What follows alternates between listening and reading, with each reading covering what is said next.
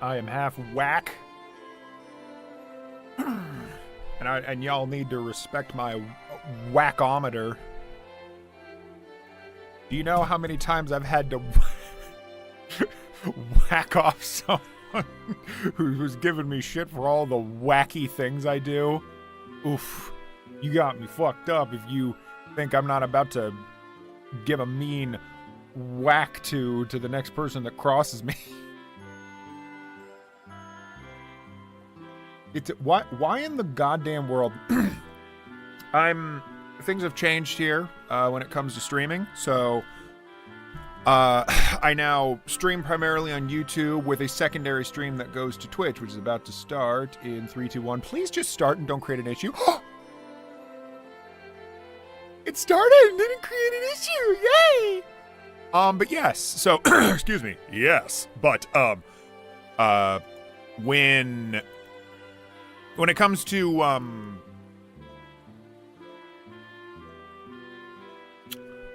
looking at the chat, I have 2 separate chats that I kind of have to flip between. I'll probably figure out a better system later, but like for now, it's just ooh, wait. Ooh, is that a better system? Guys, don't panic. I just figured out a better system. Wow, it's like I'm a genius or something. But yeah, the YouTube chat is weird. It has me set up with top chat. It has like 2 categories it gives me. Top chat or live chat. And all I care about is live chat because I don't have a billion followers. So, hi Nami, hi. And so I would prefer to just see the live chat because I don't know what the top chat is deleting. Like, people that haven't subscribed, perhaps? Hey, Nami, what's good? I was having some issues with streaming on both platforms for like the past 4 streams. Like, I was using Restream, which I used to always use. But for some reason, it was just... the stream would just like freak out and start breaking down. So I had to do a bunch of trial and error, and now I use this internal plugin that somebody built for free and just like allowed you to put it into OBS. I thought it'd be a lot more complicated than it actually was. Really, you just install it, start a stream on YouTube, and then just turn on Twitch stream as well. Yeah, I can do both. It's pretty handy dandy. I appreciate so much that just communities with lots of skill can just support each other in that way for free instead of like relying on some, dirty corpo that I'd have to like probably pay money for. Not that I paid money for Restream. It's just it broke down. Or maybe it didn't break down, but I don't know what happened. The point is it just stopped being good. Anyway.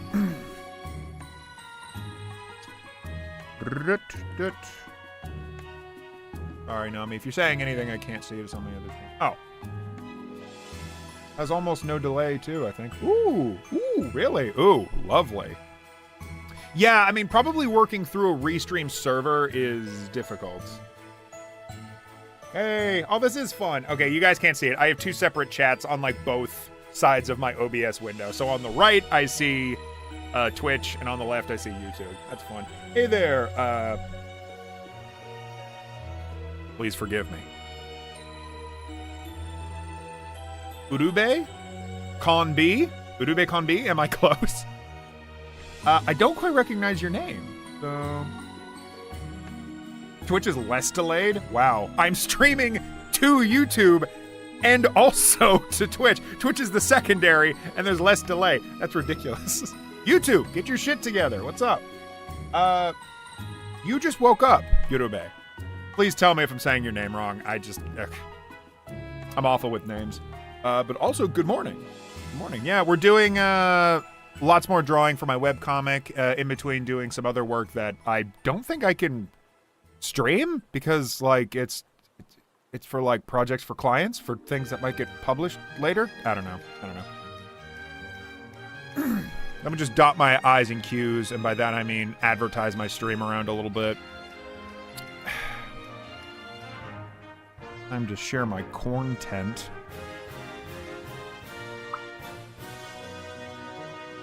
Is this from Pokemon? You see, I clicked on, I always want to look up music when I'm doing streams, right? Because, I want like some level of background noise. I think that's, fine. But lately what I've been doing is looking up like, chill music, whatever, no copyright. Because I don't want to get in trouble. But this one that I clicked on, I'm so curious about it. It says, no copyright Pokemon music. And so I'm over here like, does that exist? Isn't Nintendo like the crazy people that knock out anyone that infringes on their copyright? Am I wrong? Am I the wrong one? So I decided to just fuck around and find out. We'll see if this stream gets deleted before it even starts. Come along with me. La la la la. La la la la la la la. Okay, I'll stop doing that. Show my stuff. Can I show my streams? No, probably not.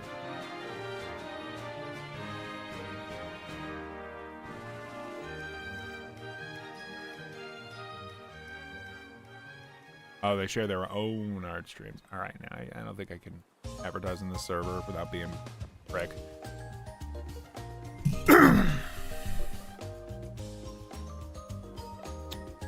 Yeah, if it's like from the gameplay, I don't know. Nintendo is so, like, finicky with their rules. That's the most frustrating part is people can't follow the rules because they change them all the time, The face when Nintendo. The face when I want to just make drawing and not worry about Nintendo. Alright, where the hell was I? Oh yeah, I was drawing babes. I've been on your streams every now and then, especially the Klonoa ones. Wow, you can give me You're saying it right. My username is in Spanish, especially, or actually it means Yoruba with B. Oh. Because everyone always spells it with B. Yoruba con B. Yoruba con B. Okay, dope. I'm glad I got at least probably mostly close. You know what's a crazy thing about pronunciation when it comes to like different languages? And this is speaking from a guy that has a brother who's like basically fluent in German.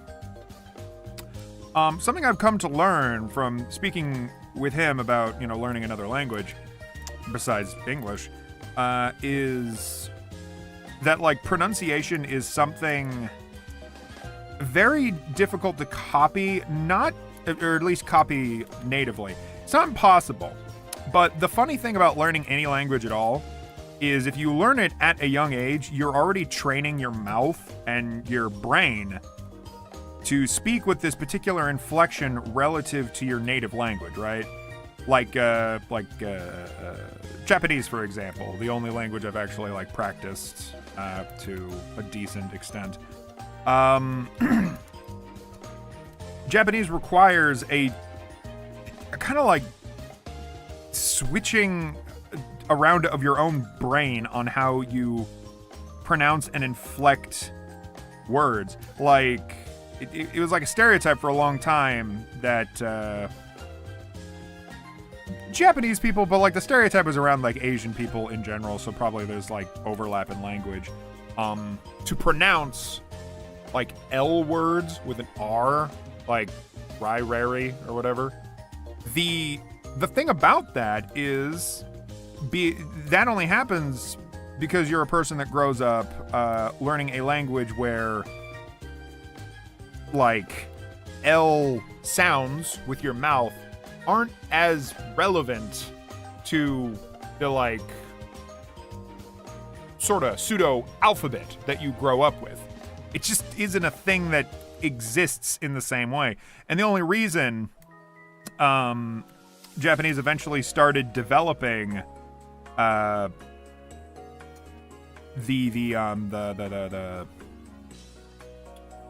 I forget what those are called, but in Japanese there are little like tick marks you can put next to certain characters of the Japanese alphabet, also known as hiragana, katakana, or eventually kanji. But really, you just do this with hiragana and katakana. You can put little tick marks next to ra, ri, ru, re, ro, which makes them, literally, it makes them la, li, lu, le, lo. But even then, in the language, even when you're speaking it, you're not really emphasizing the la all that much because it's not as relevant. People kind of know what you're already saying in the context of how you're saying it.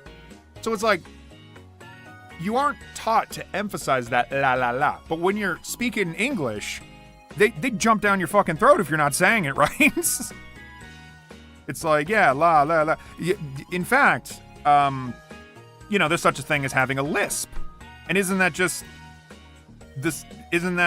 like emphasizing, no, yeah, you have to say it with emphasis on the L. If you grow up learning English, you absolutely get told again and again, and you train your mouth to emphasize that certain pronunciation, and that's what develops your accent over time. So when you're learning, anyways, all of that, just to say, when you're learning a language, any language, the accent is shockingly important because then that kind of emphasis, not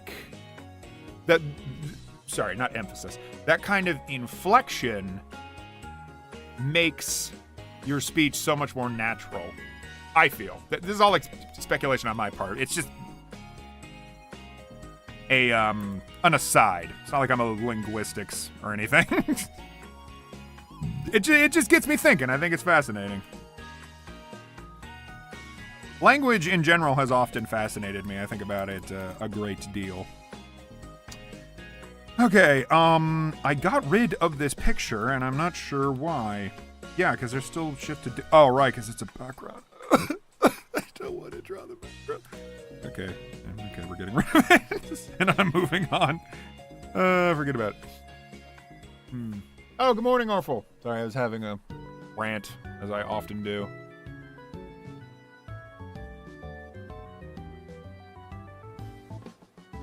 Oh, interesting.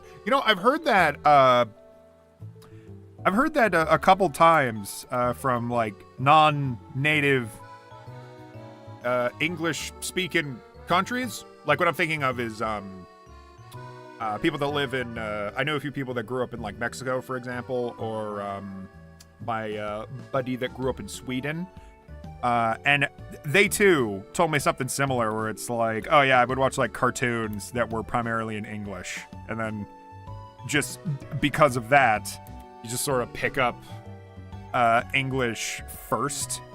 I mean, it's very prevalent. It's all over the damn world. You know what's strange though? You know what keeps me up at night sometimes? Is that supposedly India is one of the most populated countries in the world. Like, it has like the biggest population of people, which makes sense because it's, first of all, pretty big country, but also their culture, their recorded history dates back like further than most. So it would make sense that like their population would be pretty vast, have like a lot to tell and a lot to show. And yet, I don't know if... I never hear about their language being especially popular. I hear that Mandarin is especially popular. In fact, what was it, like 5 years ago or something? I remember people telling me like, oh yeah, no, Mandarin Chinese is the like language of the world. You should be learning that language because everyone's going to be speaking it in like, I don't know, a decade. That's what the impression was. That was the impression I was given. By the way, that did not really pan out. If anything, at least from where like I'm living right now, if anything, English still feels like the world language. Just seems to be like everywhere. But who knows? Maybe I'm just violently sheltered. Oh shit. This belongs, speaking of being sheltered, this belongs outside of the frame. Yay. Anyways, enough boring talk about language and other such ridiculous things. What is this? Metal Gear Solid 5? Oof. Yeah, no, actually, you mentioned Yurube Konbi. You mentioned Klonoa, and my roommate, before taking off today, mentioned like, oh yeah, by the way, if you want, on my, I think they were saying it was on their Steam Deck.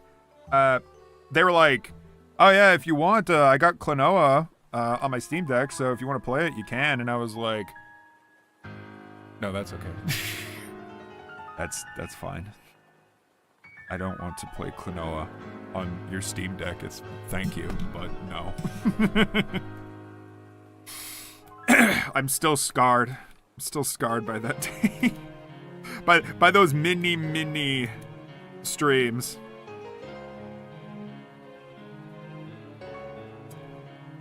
I can't quite. It is a shame too, you know.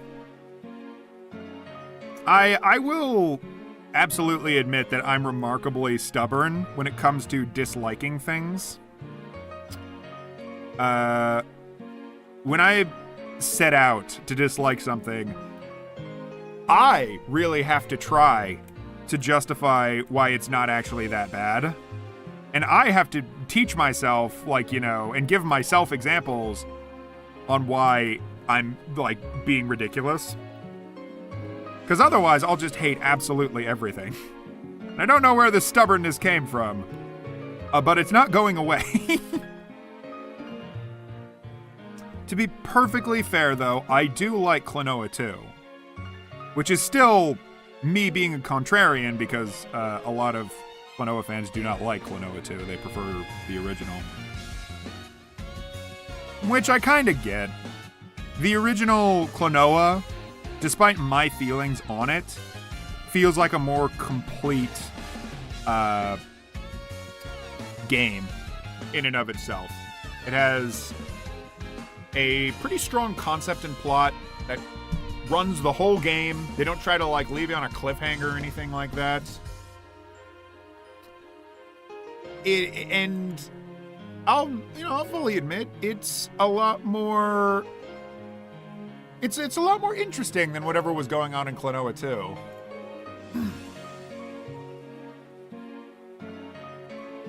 The second game was toned down in difficulty. That's probably it then. Yeah, that's probably it.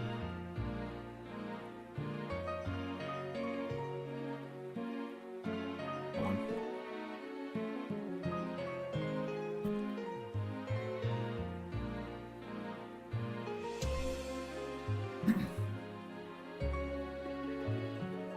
Yeah, I mean, and I'll fully admit, like, difficulty does piss me off and make me just, like, not want to play the game. Which I'm sure makes a very large part of the gaming population really horny and wet. And I'm sure it makes a lot of elite gamers out there just really sopping, really soaking fucking wet. So I'm glad. I'm glad. I'm glad that I can make them sopping wet by proving to them that they are elite gamers and I'm a beta. I'm really glad that I could give that to them.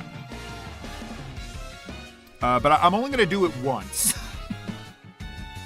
After that, I'll need to set up, like, let's say, like an OnlyFans or something like that. We're going to need to set up, like, a payment plan. Nobody else is able to leave me a cool comment about how they're better than me unless they pay. Yeah, I mean, it does sometimes bug me because I feel like, you know, oh, I'm an artist. I should be allowed to appreciate, like, all levels of art, even if it's, like, especially difficult. Like, I'm the type of person that really wants to, what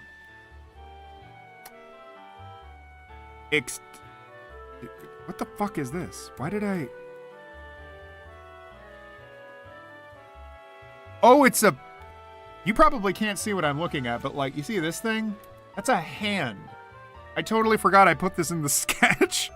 Okay, he's talking, and then his partner... There's two priests in this scene. This guy is talking all happily, and then the other partner... I forgot I did this. Like, grabs him by the collar and pulls him out. Okay, yeah, I can do that. Yeah. Ah! Boy, howdy how. Hi. Nothing do crime. No! I will not do crimes on a stream. I'll do it off the stream.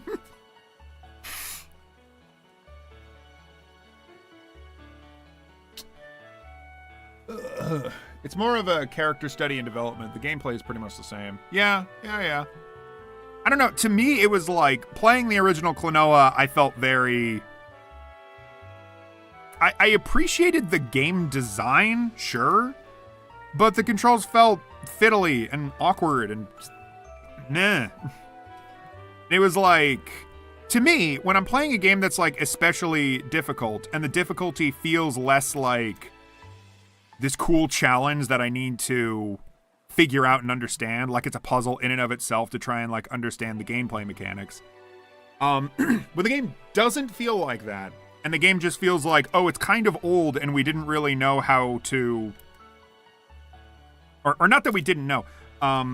It just feels sort of old, and it feels like the way they're creating difficulty is just by making obstacle courses that you need to do again and again, and trial and error is the only real way to, quote-unquote, get good. Gameplay styles like that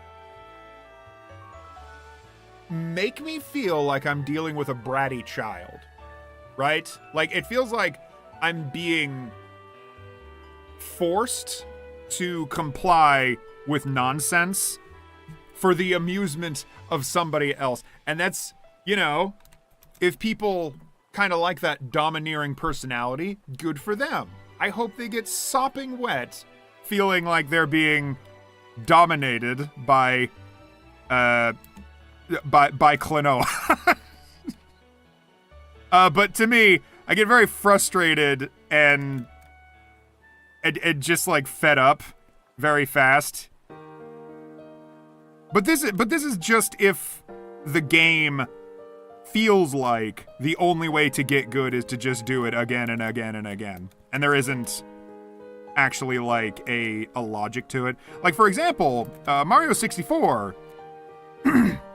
is a really tough game, sure. But I do feel like there's kind of a logic to the physics of the platforming. It's also just kind of bullshit because they didn't. It's an older game, and some of the design choices just feel kind of awkward nowadays when I can imagine it being so much better. And other, Mario platformers did make it so much better, namely Mario Odyssey. But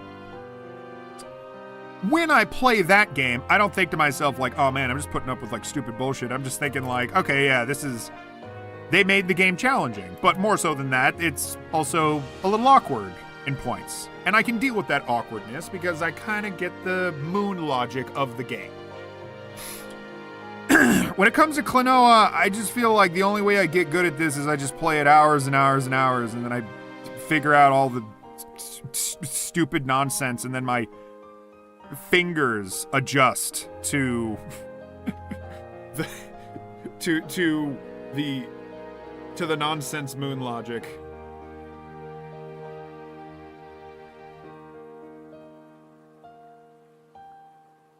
But anyways, in any case, that's my once again me bringing up Klonoa.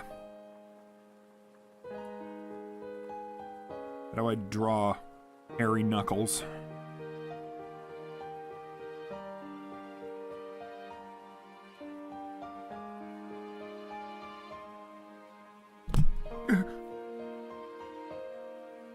How's life? Been pretty good. I picked up a part-time gig, so for the past like 3 days or something, I've been doing a lot of manual labor, which feels very... But it's not too bad. I've been kind of settling in to that new part-time job. I work there, and then I go and do like this job and other commission work. Back in 2016 to 2018, I was working a different job in between my creative endeavors, but that one felt a lot more crappy because first of all, the job was way further away, so the commute was just miserable, whereas this one feels a lot closer. More so though, I am working less hours at this part-time gig. It actually is a part-time gig. And I'm spending lots of time making things that I want to, like, you know, this. Which feels pretty good. I only just started this part-time thing. It feels very promising, but I won't make any declarations yet until I've kind of lived in this new lifestyle for probably like a couple months. Also, speaking of like waiting, I don't know if you can even see, but I have earrings. I have 3 earrings. I got these pierced so that I could eventually wear Zorro earrings. Because Zorro fucking rocks. And I got these earrings right here. I don't know if you can properly see those, but yeah.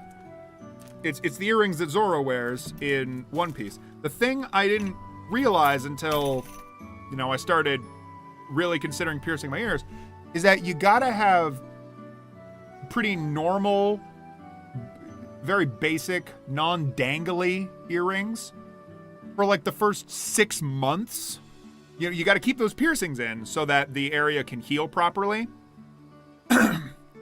before you start wearing dangly earrings. Because apparently, if you don't do that, you're going to get a big, long wrinkle across all your piercings. And it's going to make your ear all, like, fucked up. And when I learned that, I was like, okay, fine. But it still means I got to wait, like, 3 more months before I can wear the earrings that I want. I am impatient. Crash Bandicoot 4, dude. It's more of a character study and development. The gameplay is... Oh, Crash Bandicoot. Crash Bandicoot 4, I didn't play a lot of that. Was that any good? I just don't like Crash Bandicoot, so I never gave it a chance. Quite a lot happened to me, mainly one. Savant Ascent Remix came out as a free upgrade because I own the original, and 2, I can't stop thinking about the fact I'm turning 24 in 6 days. Ooh. Big as me. Alright, on. Well, happy belated birthday, my dude. You turning 24. Dang. When I was 24, what the hell was I doing? Oh, when I was 24, I was still doing game reviews, I'm pretty sure. Yeah.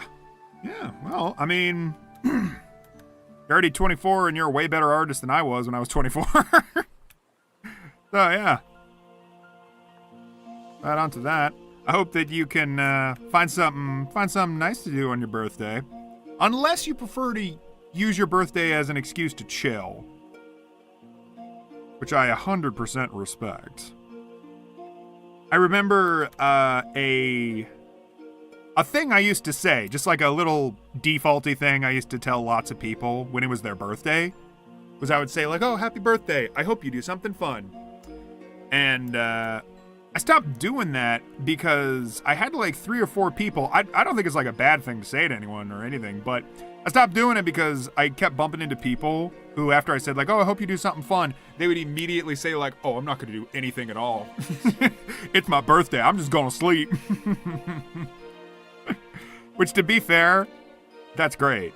That's what you should do on your birthday. When it was my birthday at my house, we had a rule. We would always, everybody would have their own individual chores and job and all that. And, you know, that's all fine and good. But when it was your birthday, you were given a free pass to not do any chores the whole day. Well, so if there were any chores to be done, you wouldn't need to do them. And this tradition carried on for, I don't know, maybe 5 years. And then we just kind of gave up on it. And then we just have like regular, I don't know, birthday parties or something. Okay. Look at this happy bitch. Look at the joy in his eye. He's ready for a pulling.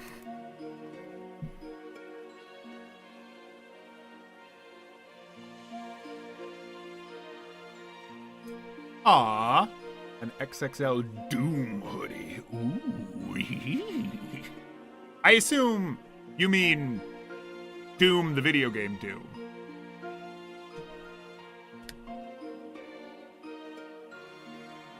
It was frustrating, trial and error, and you could beat it in less than 2 hours.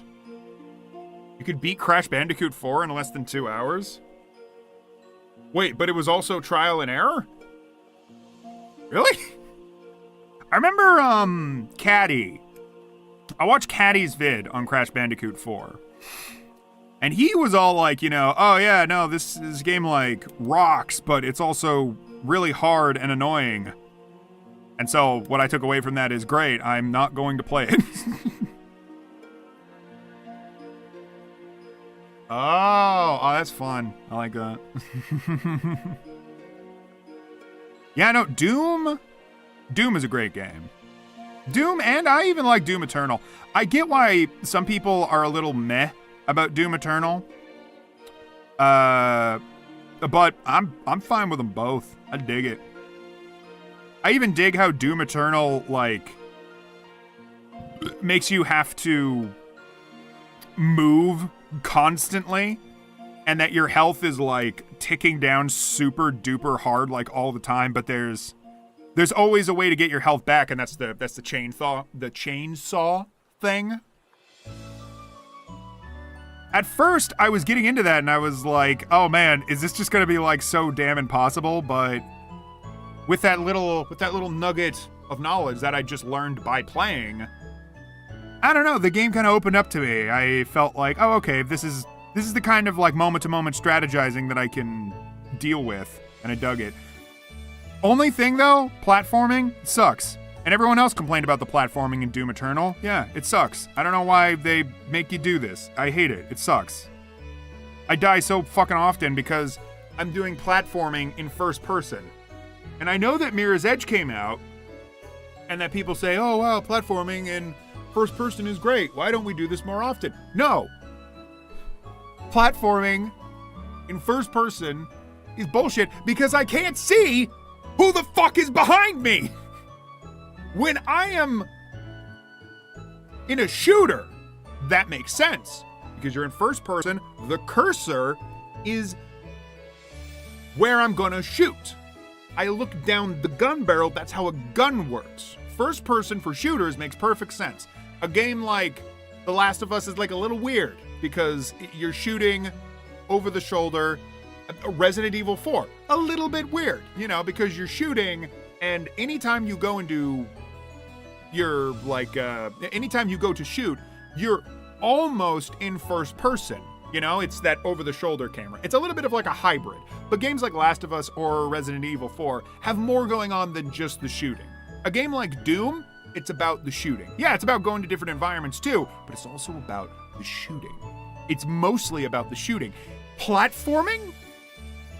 You put it in third person. And you know what? I know there's going to be someone out there that says like, oh, that'd be so stupid to move the camera out and see the Doom guy's body. No, it wouldn't be.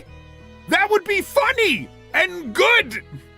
I know they wouldn't do it because then you have to animate the body reacting to like the environment. And that's like a whole thing altogether. I get it. But that is the only way that you do platforming and make it good, is when you go to third person. I will be an absolutist about this. Platforming in first person sucks. I hate it.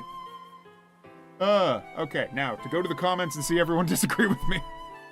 How long ago I discovered a mod that literally turns the game into Tarkov? Oh, do you mean Doom 2016 or like original Doom? Like Doom WADs? Once you beat it and get used to the controls, you realize the game is too short. Ooh. Damn.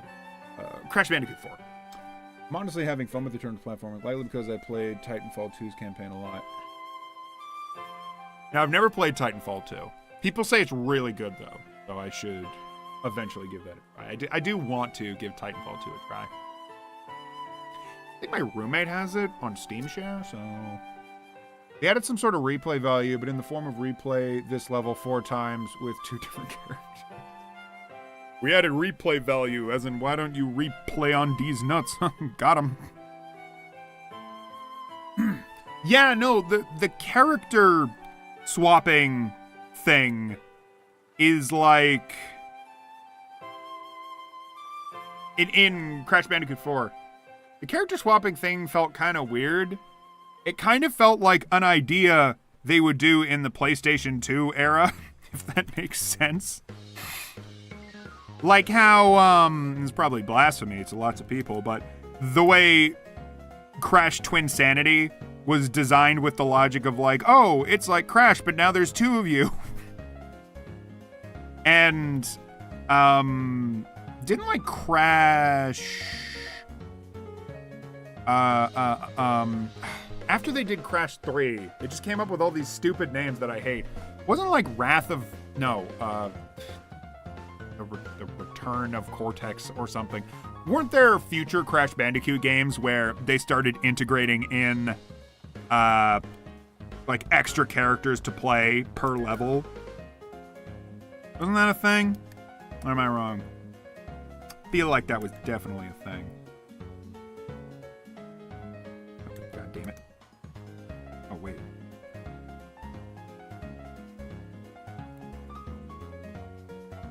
Oh no.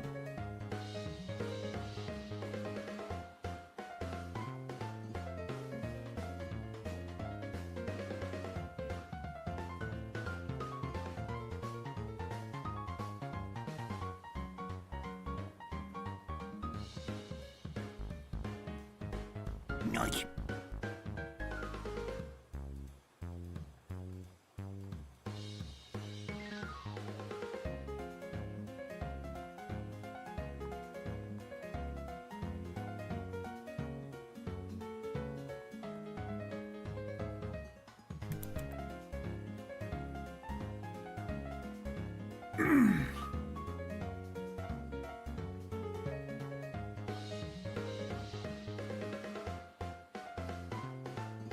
Huh. Okay. It's, yeah,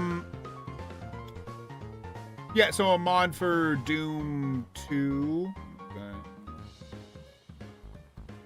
Sundays are your days off? Hell yeah.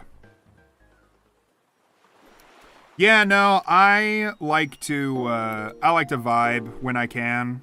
I like to, because with the kind of work that I do, I feel like if I don't check myself, I'll just work to death. It'd be like very easy for me to just work myself into a grave. And so I, especially lately, have been trying to check myself and be like, okay, no. I need a break. And if I don't get a break, I'm going to die.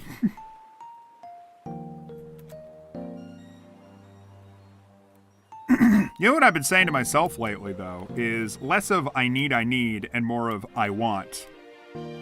Because this sounds weird. This is advice that I got from my boyfriend, although it's really been working out.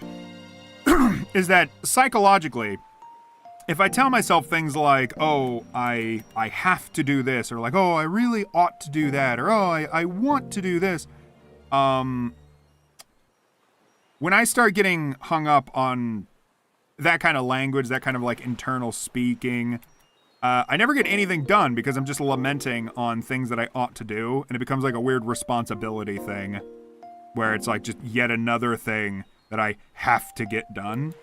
Whereas if I tell myself that I want to, which even when I say, oh, I need to do that, I say that because I do want to do it. So if I just describe it to myself as something I want to do, it comes off a lot less frightening and a lot less of a tedium.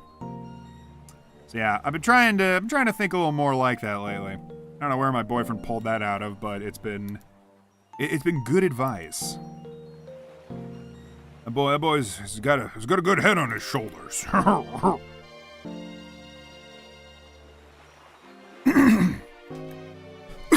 Also, you mentioned like not doing art today. It just made me realize I think I've been doing art every single day for like at least the past year, if not longer. It's just crazy for me to think about.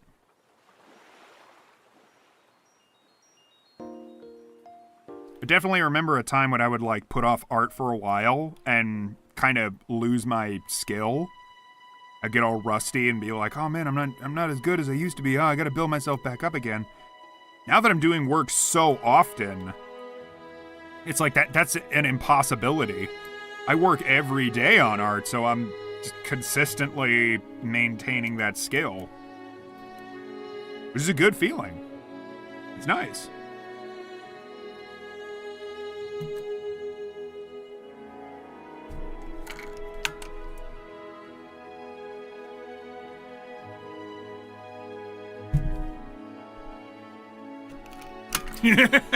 I knew it. I knew the moment I brought up Twin Sanity.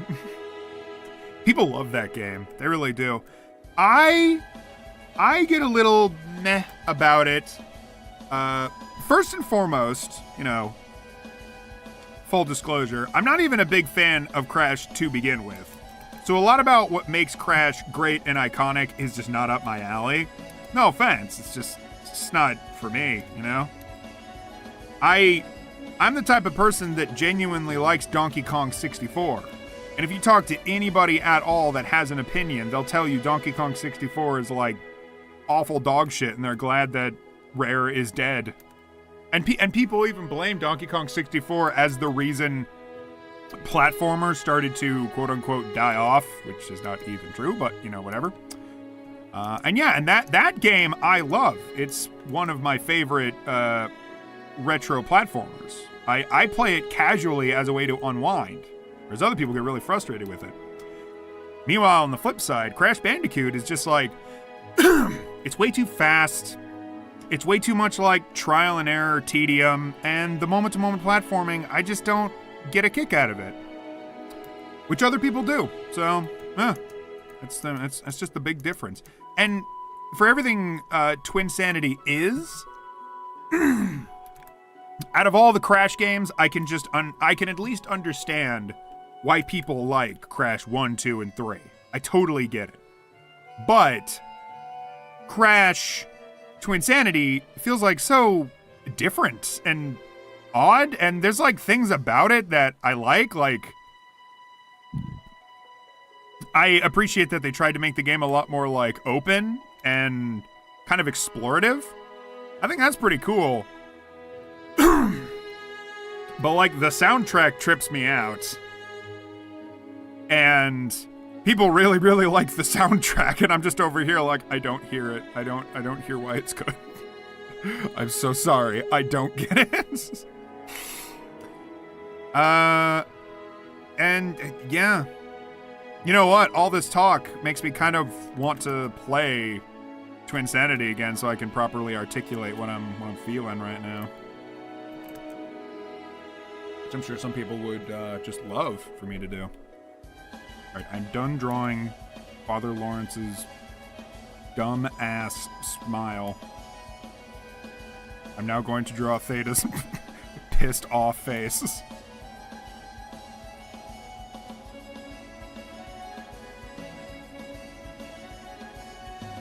God, I did these sketches like months ago. It's so weird to look back on them.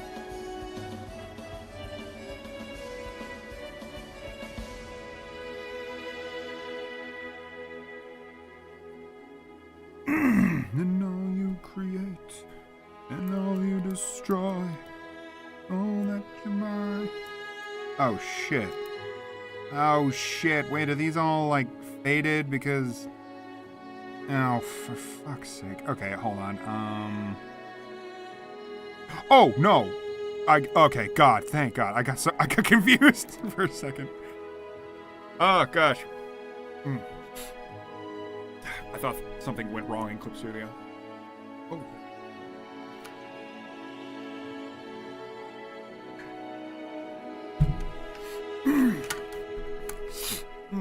Yurube, I totally get that vibe though. Because again, I like Donkey Kong 64, and people give that game so much shit, and I understand why. Like Donkey Kong 64 I love, but the character swapping mechanic is dog shit and stupid and really, really tedious. My favorite way to play Donkey Kong 64 is with a mod that lets you swap between the characters. If you're unfamiliar with what I'm talking about, Donkey Kong 64 is a 3D platformer collectathon with, what is it, like 5 characters that all have their own unique challenges in order to get their own unique collectible that's specific to their character. And so the levels are kind of designed around this swapping out of each character to do a different obstacle. But they also have an unlocking. They'll have obstacles where, let's say, only Donkey Kong can pick up a banana. Or only Diddy can go and pick up this specific banana. But then they'll also have, like, doors that can only be unlocked by Diddy. So anytime you need to unlock a door or get a banana or do anything in a level, every time you need to run back to a swap barrel and change. If you're Lanky Kong and you have to be Diddy Kong in order to just open a door, you gotta run back, you gotta get in the barrel, go from Lanky to Diddy, run all the way back. It's ridiculous. No, it sucks. And even the developers, years after the game came out, even one of the lead developers said that if they could, they would go back and fix a lot of things about Donkey Kong 64. Namely, fixing the way character swap works. This person that made the mod did it wonderfully, and it doesn't even break the game's balance. The game runs even better, and it's more fun when you can just swap the character on spot. It's just a no-brainer. Like, and I'm sure they probably talked about just swapping the character on spot, but for all I know, it could have been like a coding issue. Like, for all I know, it could have been something that was just really difficult to code into the game without it creating like 9,000 problems. I don't know. I don't know. That kind of stuff is just really difficult to do. And it's really difficult to tell as well because it was years ago. Like, I could easily just sit here and be like, you know, oh, how come they didn't make it good? Why didn't they think to just do it the right way? And it's like, well, they were trying their best. They thought it was a good idea at the time. I'm talking about the different colored bananas, the golden bananas, which are like the main thing you want to get in the game. There's banana medallions that you can get by collecting the different colored bananas. If you get like 50 of them, you get a golden medallion. You also, every character has special moves, and each individual character has a special move, but they can only get that special move when the individual character picks up banana coins. You use the banana coins to buy the move, and usually that move that you learn helps to unlock more of the level. So it's like, you can't even go to sections of the game until you collect coins to then run to a store hidden somewhere in the level, and in the store you can buy a move to then run back to the place to unlock the door. It's like, I get it. I get why that's so frustrating. But if you can swap characters on spot, it's fine. It's fine. It's just like any other 3D platformer, you know. And 3D platformers have a little bit of like walking around, a little bit of like of a time sink. That's the part that I like. It's meditative. It's kind of relaxing in a way, you know. The platforming can be challenging. Yeah, that a game should be challenging. But that moment to moment, oh, I'm walking from this area to the next area, I like that. I like that vibe. It's the kind of thing I grew up on. It's Mario 64. It's Banjo-Kazooie. It's you know, it's even Sly Cooper, or like the more Ratchet and Clank. It's even the more like contemporary 3D platformers. Mario Odyssey. Although, as time has gone on, I feel like the gaming community has wanted to cut down on the amount of travel time that goes into any game. I feel like a lot of people are getting tired of that like moment-to-moment walking. So, yeah, okay. And you know, if you cut down on that time, I don't mind it too much. I didn't quite get into Ratchet and Clank though, because it was. I know I just used it as a comparison, but it felt more like a shooter game than it did a platformer game.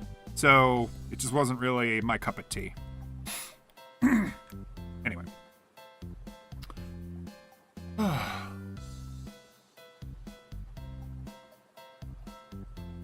Honestly, can't wait till I make me and my friend's comic project public. Ooh, I will read the shit out of that. Shit took me over almost 3 years. Whoa. Yo, I've been working on a comic for 3 years, and I'm almost done as well. So hell yeah. Well, right on. I see a light in the tunnel from my current point. Yes. Tell me, what is this one Crash game you played?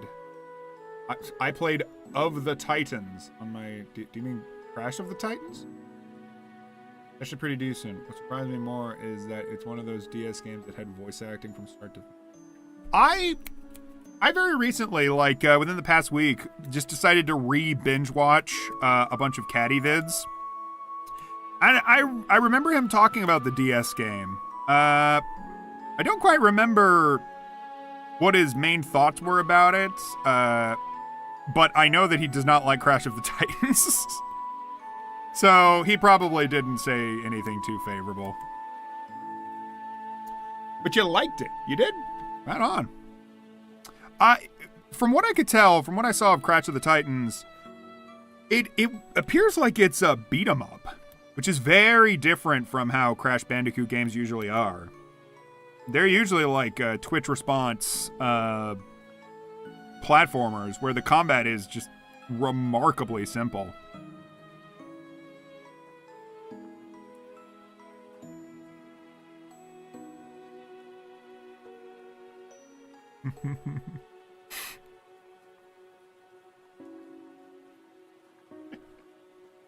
Sorry, now I'm just remembering Caddy videos. Caddy is one of those YouTubers that, like, I'm sure a lot of people have this, where you get, like, that particular, like, content creator that just, like, tickles your funny bone in such a particular way that nobody else does. In fact, I could probably go as far as to say Caddy is the one, let's say, video game YouTuber that makes me laugh the most consistently. Ugh.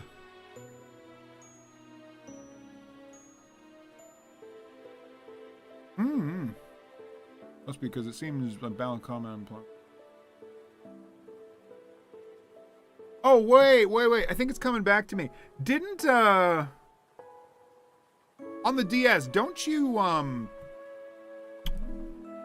doesn't it, like, have mechanics in there that are already very, like, Crash Bandicoot-y?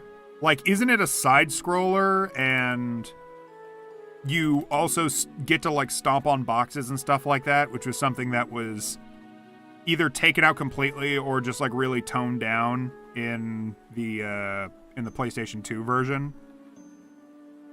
Like, you still do things like, possess enemies and whatnot, which is a key part of Crash of the Titans.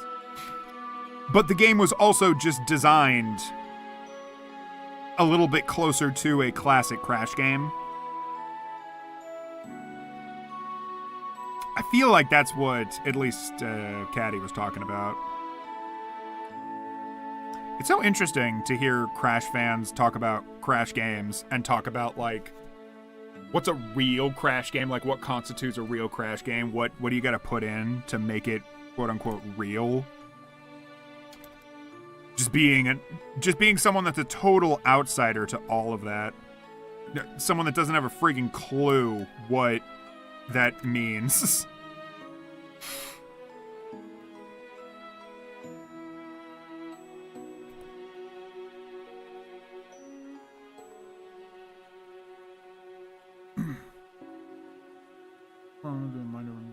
Yeah. I mean, they have that really weird looking Crash design, don't they? Where he has like arm tattoos, like he spends half of his life in and out of bars, kind of thing. It's full-blown 3D platformer with all the iconic classic mechanics intact. You gotta unlock the spin move as an upgrade, but you get it pretty early, the DS version. And I don't know what I'm thinking of. With that description, I guess that was one of the versions that Caddy looked at for 1 second and said, this is bad because it's Crash of the Titans, and then just moved on.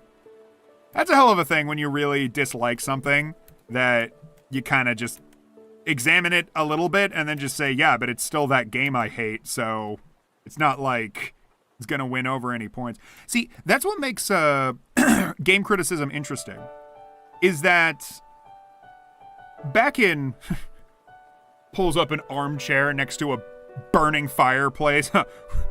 Back in my day, when you hated a game, like, say, Raving Rabbids or whatever, you would just show it to your audience and just say, oh, God. Oh, it's that game. Ugh. This is awful. And then you'd, like, probably write some stupid skit around how it came from the devil or some shit, and then you fight it in hell with your hands. And then you break the physical game disc in your backyard of your parents' house. You know, something like that. But lately, people have been a lot more articulate with why they personally hate or just dislike a game. And I really love that. I prefer that so much more over the, like, AVGN way of going at criticism. Even AVGN has put in a concerted effort to articulate why they dislike something. Like, he doesn't like Majora's Mask, which is a shame. And I guess it means he deserves to die and burn in hell. It's fine, though. Because he made a whole video talking about why, despite its qualities, he still just doesn't really think of it as a very fun game. And you know, that's respectable.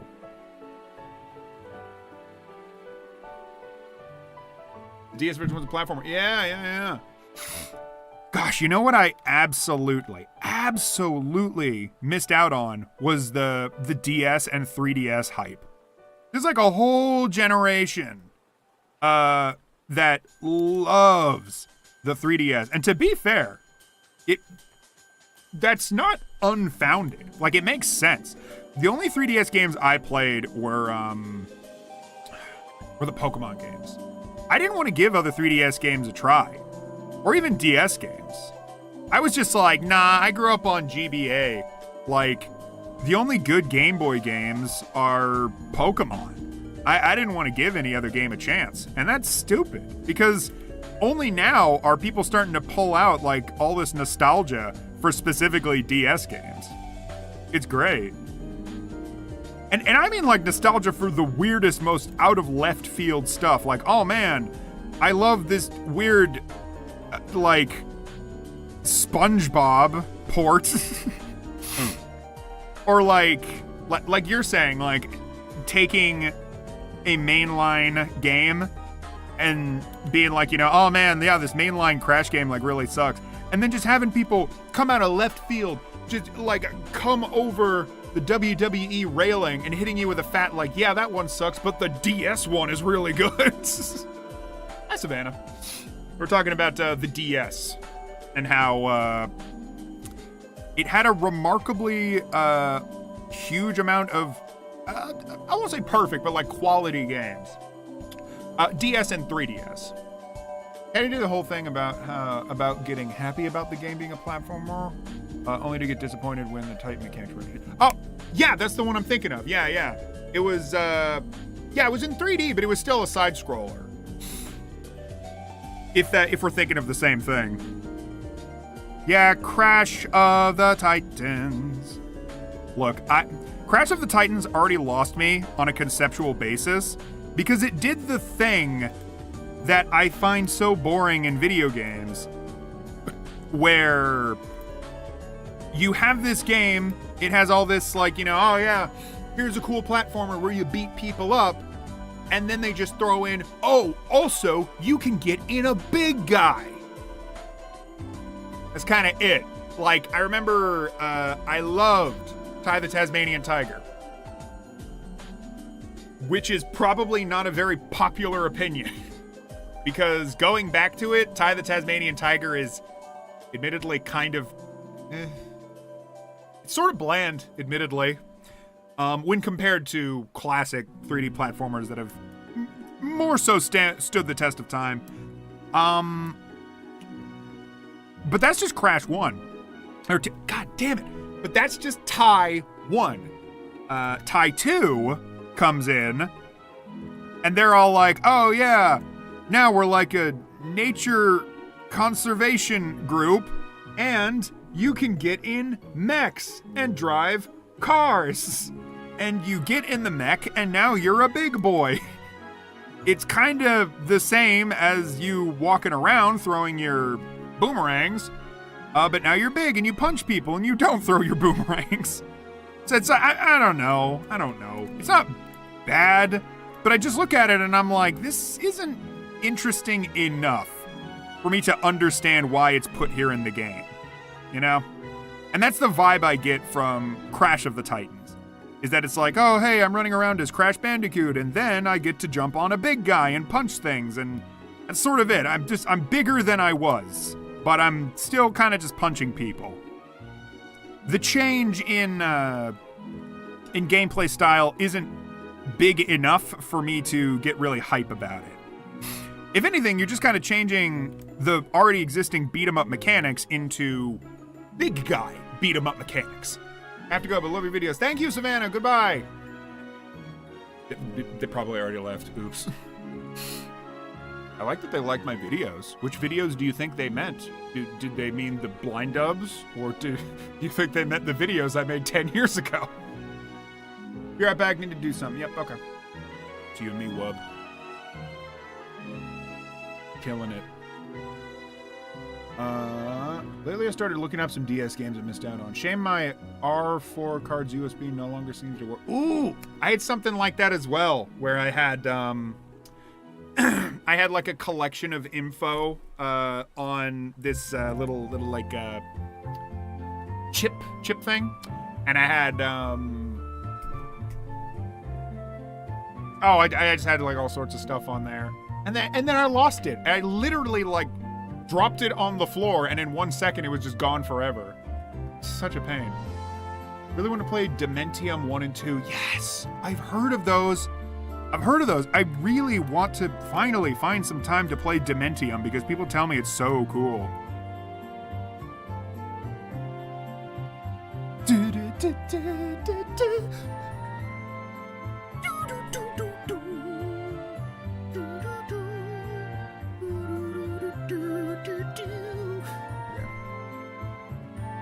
What blew my mind is the fact that there's also an official DS port of Resi. Is it good? Does it look like the PS1 graphics, or does it look like the GameCube graphics? Because off the top of my head, I genuinely can't tell what the DS can handle. But I feel like it can handle GameCube graphics. Right? Right? No, wait, no, that doesn't make sense because the DS came out around the time the GameCube was still out.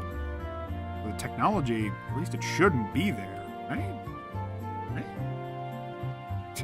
I don't know a damn thing.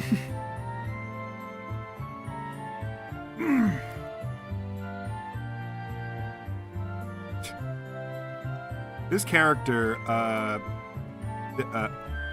Theta is her name. This character is based off a Dungeons and Dragons character that my friend made. My friend Amber Gray Stoke, who's on YouTube. That's her YouTube name. Yeah, this is a character that she designed sort of on a whim, because this campaign that I'm basing this whole comic off of, it was a one-shot originally. Like, these first 2 chapters that I'm making right now are the one-shot that my friend, a cynical specter, had written up. I think with the intent of just like, oh, hey, I have this world I've been thinking about, but I don't know how to fully articulate it yet. So let's do like a one-off so that I can kind of develop it further and get like a clearer idea. And we were like, hell yeah, let's do it. I'd love to roleplay. And we all just designed these characters that just came out so, in my opinion at least, came out so damn perfect. And Theta, namely, was a character that I just love so much. This, like, cynical priestess type. And I've definitely written her a little bit differently from how my friend initially thought of her. But she still likes the way everything has been coming out. So yeah, I'm very happy with how this particular comic has been shaking up as of late. I love writing it, I love making it. Anyway. Dementium was once going to be a Silent Hill game. Yes! The devs pitched to Konami and they rejected it. Yeah, because they're pussies! And didn't want the game to go to waste. Sounds kind of similar situation that Daymare 19...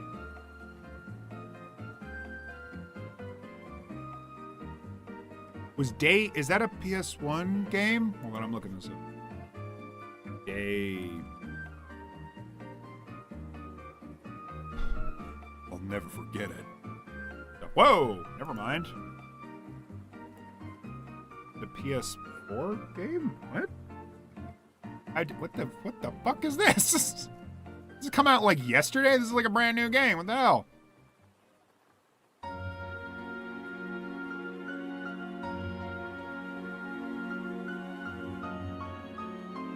I'm not going to share screen. I'm just going to kind of scroll through this. When's this coming out? Oh, this came out, or at least there was a trailer for it 4 years ago. Uh-huh. Yeah, it looks kind of Resident Evil-y.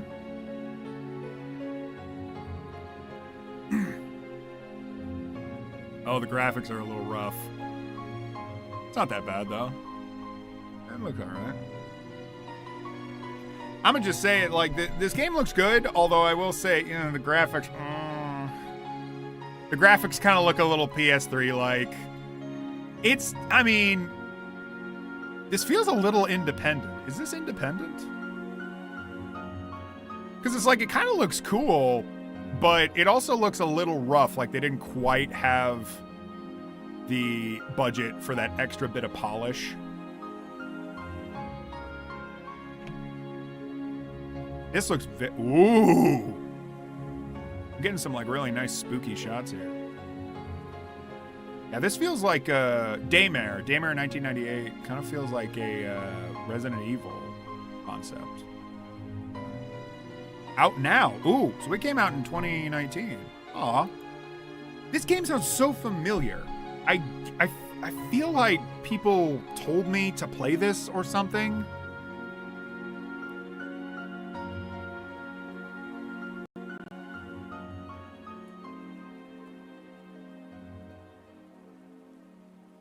Steam Boy, I better watch that later. Was once going to be the official remake of Resident Evil 2. Ah, but Capcom then decided to work on their own remake without telling the devs. Wait. What does that mean? So Daymare was going to be the official remake of Resident Evil 2.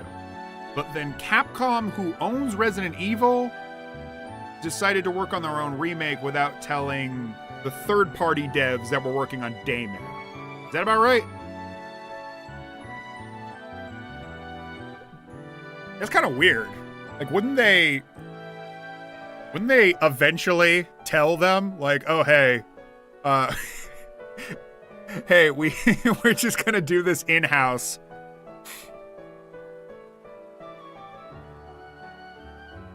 Wait, there was also a Daymare 1994? What?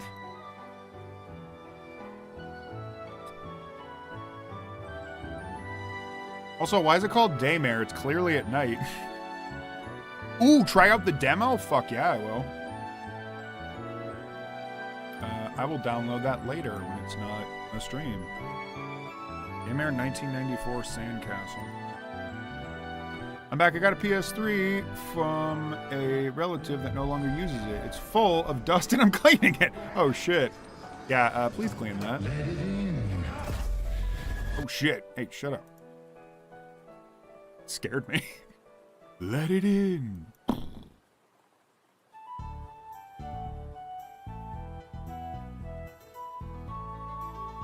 Oh, the devs made an argument with Capcom to work on the game. Like, they wanted to work on the game, but they had, like, some disagreement. That happens quite a lot, honestly. Came out last month, and it's getting really awesome mixed reviews on Steam.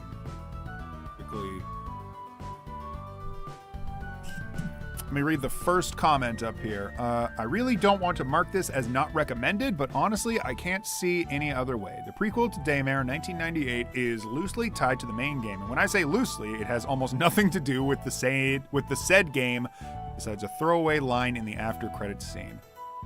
So is gameplay improved? It's more one step forward, two steps back.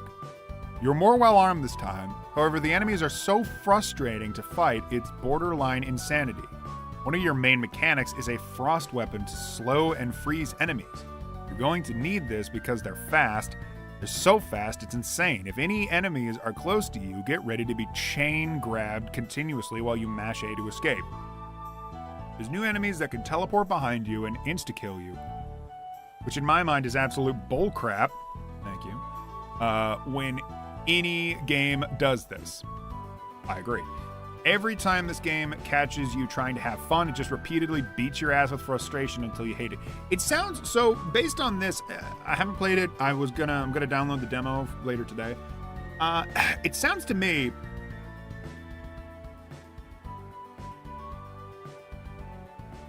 Sorry, I was listening for the music to see if there was something playing in the background. From what these complaints sound like, it seems like the game is just kind of janky. It sounds like they tried to do the same thing again, tried to clean up a couple of the complaints that they had from Daymare 1998, but it came out clunky for whatever reason. Because if you have repeated enemies that keep grabbing you, that seems like a thing you would eventually catch if you worked on it long enough and tried to figure out a way around it. It's the type of thing that if you make any game at all, it often comes out with really weird AI.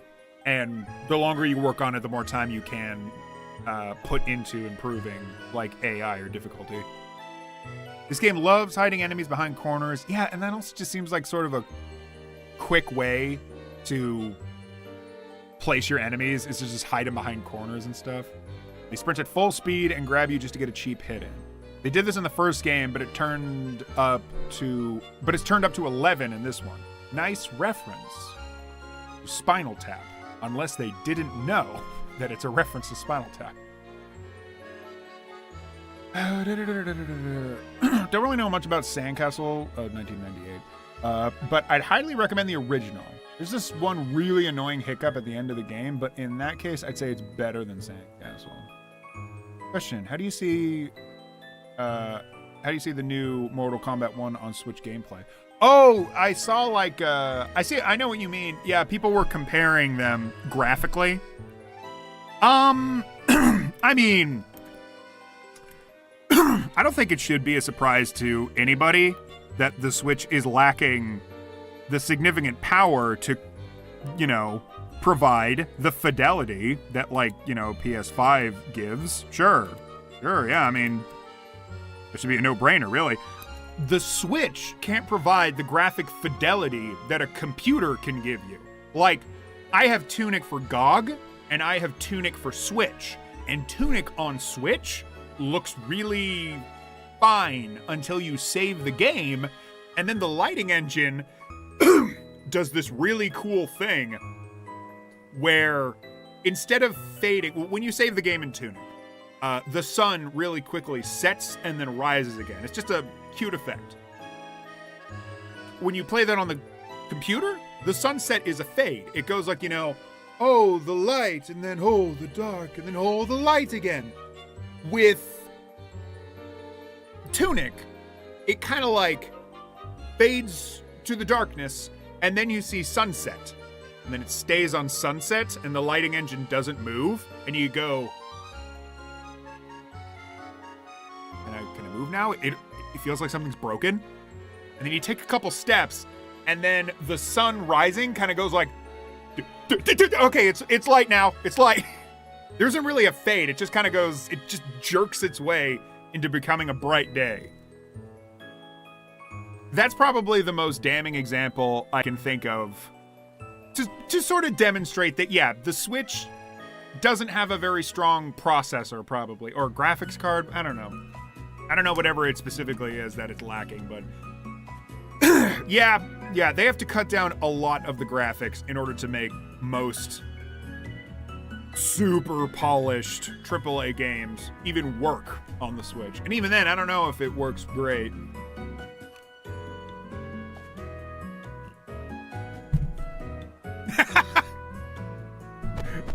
Yorobe, I love that.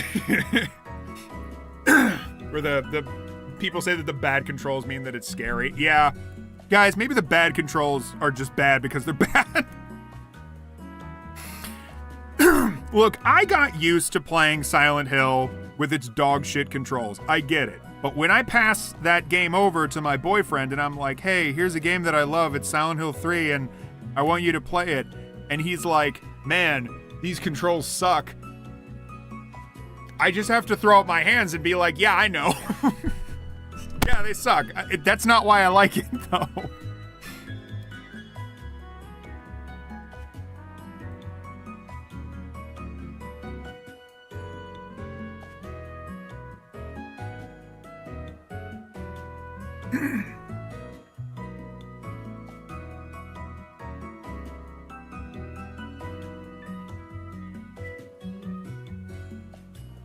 Ooh.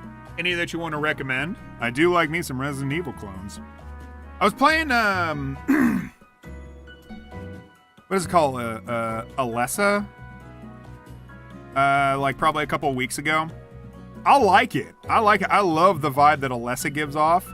But it's got that kind of difficulty where I'm just like, fuck, I can't be bothered right now. I think it's good difficulty. I think if I gave myself the time to like learn it and, you know, adapt to all the like little game mechanics and all that stuff, the same way that I let myself learn how to play Resident Evil 1 for the GameCube, I'm sure I would love the game as much as everybody else does. But yeah, right now I don't have the time for like such a difficult game. So I'll say that if you want to get into Alessa, which is a Resident Evil 1 clone that's got an identity of its own and is really fun, I do recommend you get Alessa. It's cheap. It's independent, you know, support the independents, and it's pretty damn good. It's also like genuinely unsettling. They go for like the PS1 vibe and use it wonderfully to set the tone. It's a very like kind of gross feeling game in the best possible way.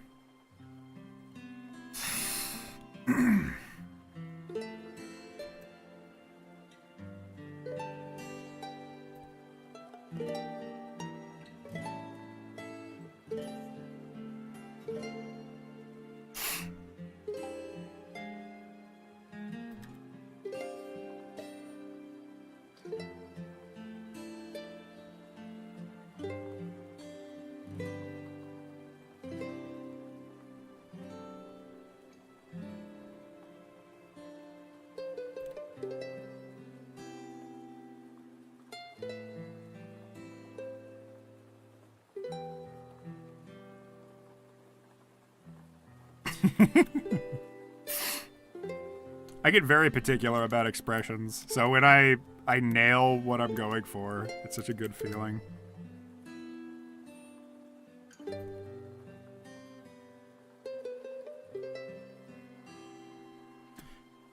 It's a hell of a thing to study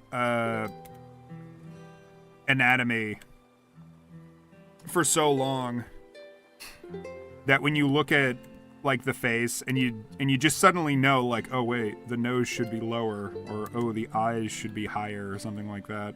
It's kind of cool. It's kind of crazy.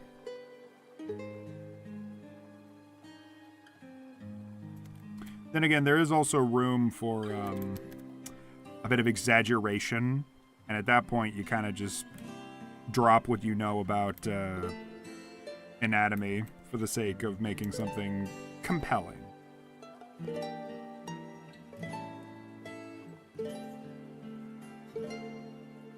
Nope, nope, nope, nope.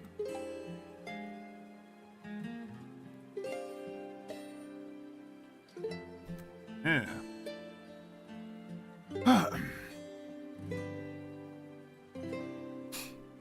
Let Lamentum, but top down and set in the early 1800s UK. Whoa, which means muskets and flintlocks. Gloomwood. Oh, that's my boy. I love Gloomwood. Yeah, I heard of that one. I love that one. I got a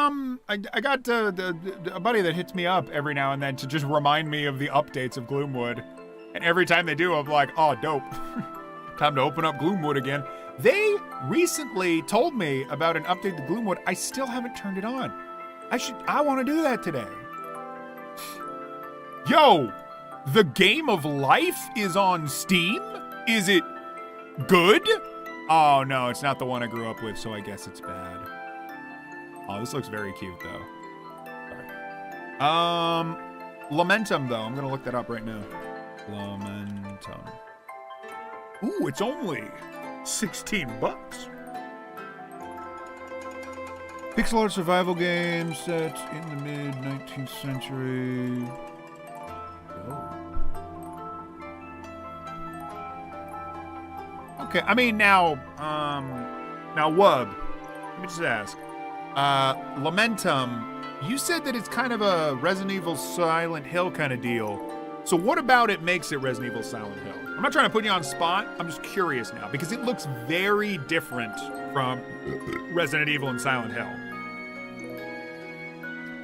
And there's Dead Beacon, first person, set on an island residence with a really damn cool feature where you can draw your own markers on the map. Ooh.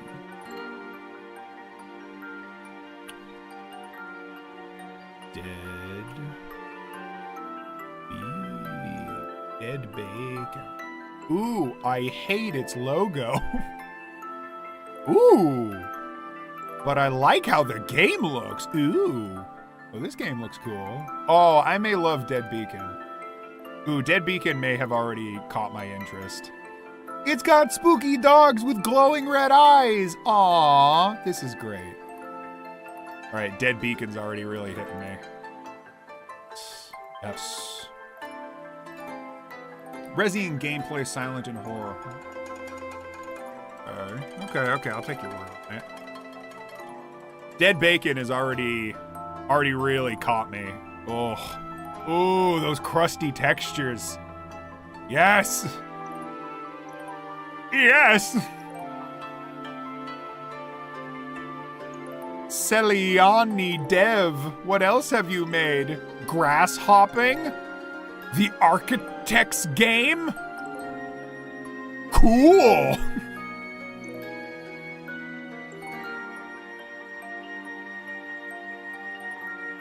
Alright. Dead Bacon looks pretty good.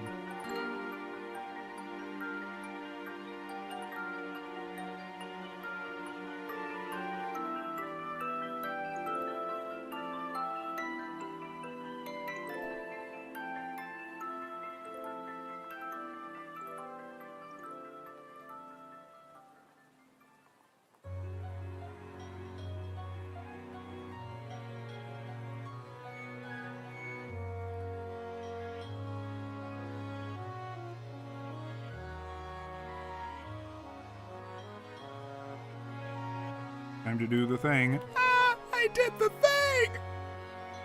No, honestly, it doesn't look too bad. This is the kind of, like, weird swappiness that I can just kind of take the whole drawing, and this is why digital is superior to any other form of art. Kind of shift it. Ooh. It's kind of...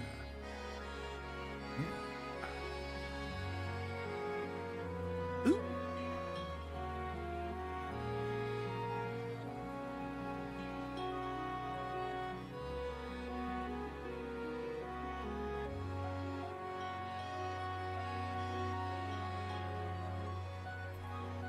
Go away. But yeah, take the eye.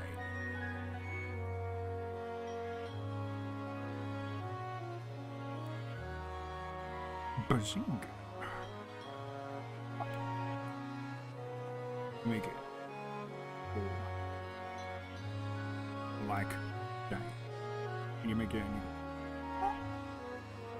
you go. You go.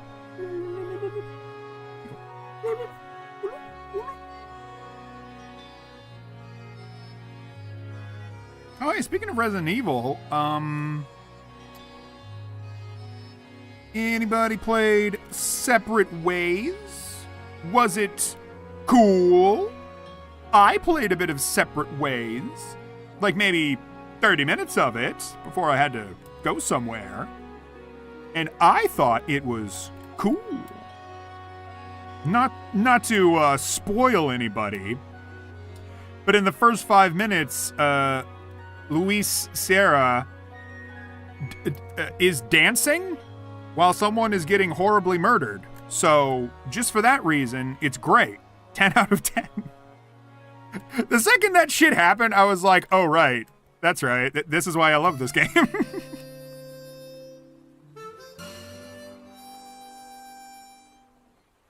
It was an oddly, like, strange and out-of-place thing to do, and yet I looked at it and was like, well, but Resident Evil 4 has a lot of strange and out-of-place stuff, so whatever. I way prefer stuff like that over the shit they tried to do in Resident Evil 2, where, like, they were swearing way too much, and I was just like, all right, I get it. You're a big game for big boys. I get it.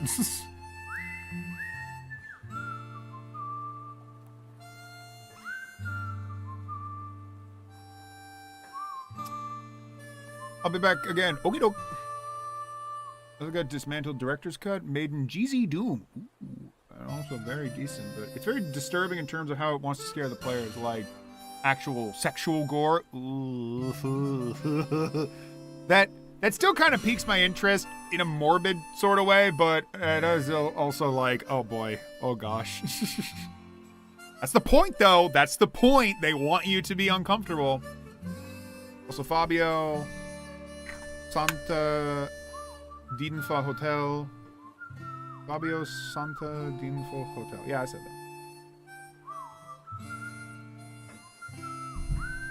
that. Very heavy in puzzles. Lastly, Nightmare of Decay. I have that game. Heavily inspired by Dead Beacon. Huge baller. Yeah, I barely played Nightmare of Decay. I started it, and it already was giving me the spooks, but I didn't really have time to dedicate to playing it in earnest. That would probably make for a good stream game.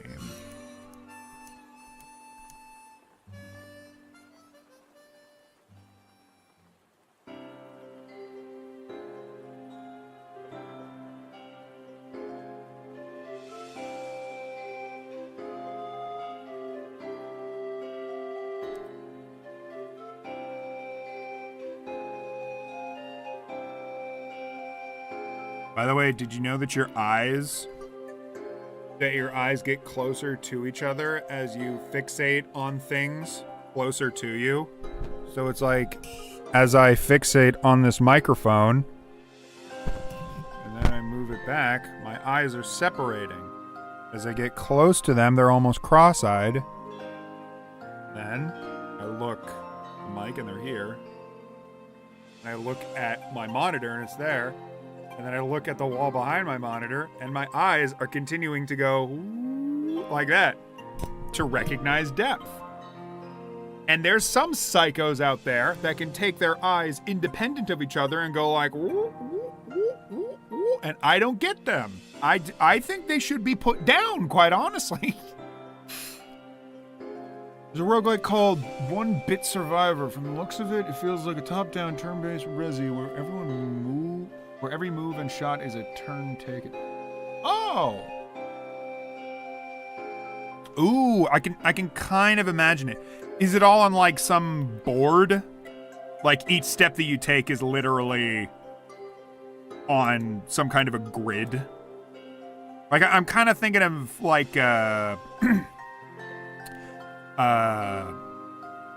Crypt of the Necrodancer, but without the rhythm mechanic built in. I don't know if you played that game. That game is a banger.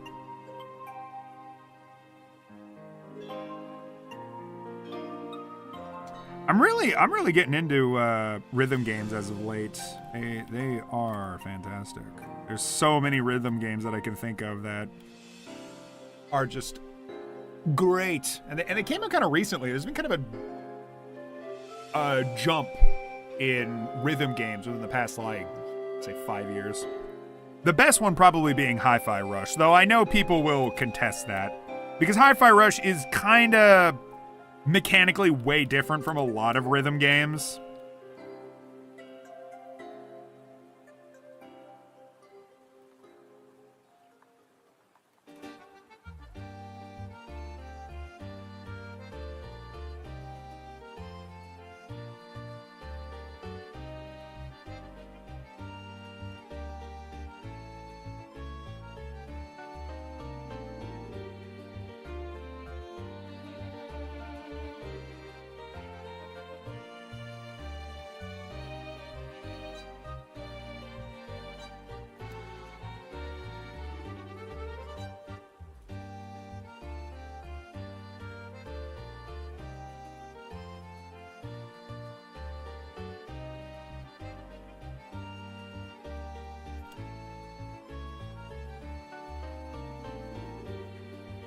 I get so tilted at the towers.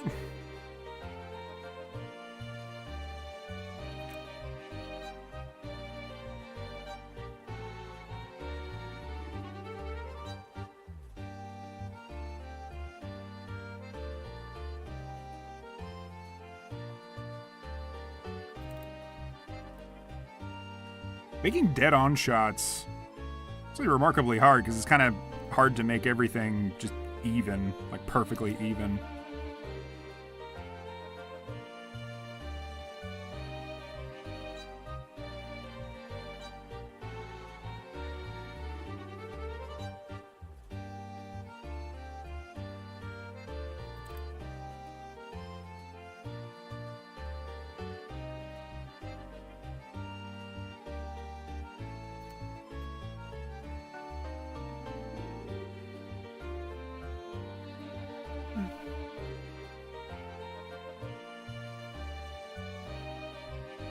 Ooh! They kind of swap between, like, I guess you'd call it third person and first person.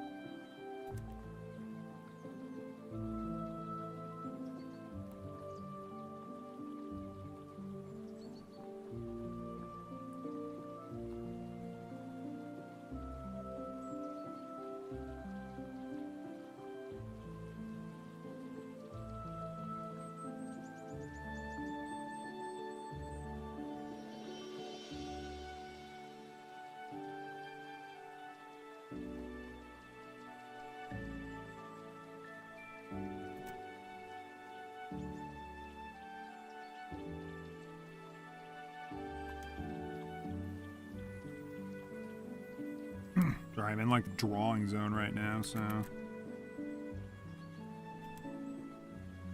I've just started like hyper fixating getting this right, although ultimately I think I need to finally just settle. That's the thing about art in any capacity, is that you can hyperfixate on something so much that you're like correcting things that nobody cares about anymore.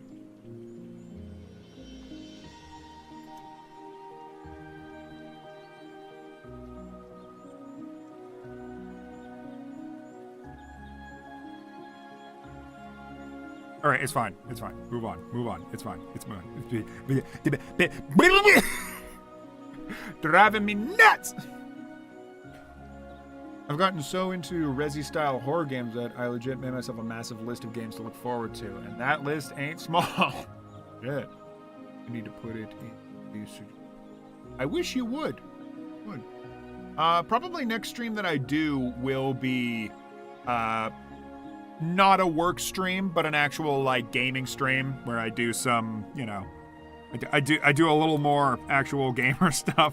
It's been a while since I played a video game on this on my streams. Damn, I really didn't get too much done on this stream, but I kind of do want to eat, and I got some work I need to get done. I guess I'll work more on Worlds of Stage later.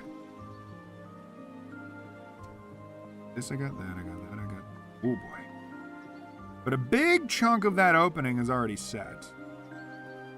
And at least a lot of the faces are done. The faces can be very, very difficult at times. Right. Okay. Yeah. I literally fixed details that are hidden behind an object in the layer. Yeah, I don't know what that obsession is, but it's real, you know? Okay. I'm gonna leave it here so that I eat and I don't die, and I also let my hand rest a little. I got some other things I gotta get done today. So, yes. Y'all take care. I'll be keeping it real over here.